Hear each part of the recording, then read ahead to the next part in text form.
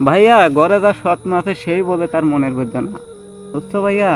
কি আর বলবো, আমি তো আর বসে ভাইয়া এখানে কামতে পারিনি, তাই মন খারাপ করে এনে বসে আছি।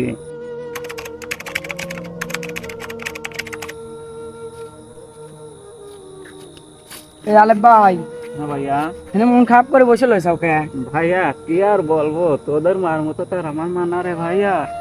দুঃখের কপাল, সারাদিন 5টা লোকের পেট তলায় গাড়ি চালানো, এক মুঠ ভাতও ভাই কপালে জুটল না, ও তো কলার রুটি এক কলা খায়া এনে বসে আছে রে ভাইয়া, মনে খুব এই কষ্ট রে এই ভাইয়া। ফাঁকা জায়গায় একা একা বসে লইছে। ভাইয়া ফাঁকা জায়গা কেন, এখান বড় ফাঁকা জায়গা হইলেও তো মনে ভাই কষ্ট, কষ্ট জিনিসটা শুধু বোঝে না ভাইয়া।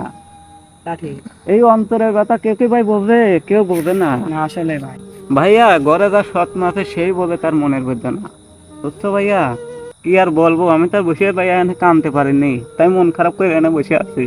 পাটার আলুর রুখায় লাগছে ভাত, আপন ছেলেকে খাবার দিবে, আমার খাবার দিবে না ভাইয়া, এই কারণে আমি এখানে এসে বসে কামতেছি। না ভাই, মন খারাপ করেন না আপনি।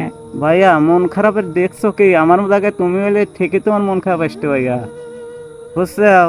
আমি একটা হিস্ট্রি কব কি ভাইয়া, 3 মাসের পালতে কও। ছেলের একটা জারির কিরসা, হ্যাঁ। যারা ভাইয়া শুনবেন দেখবেন হুম। এইটুক অনুরোধ, আমার কিরসাটা একটু দলকে মন খোলার দেখার দলকের আফসোস থাকে তো আমার কাছে তাক সরাসরি দিয়ে পাঠাইয়েন, হুম। লাইভ কোন শেয়ার করেন। হ্যাঁ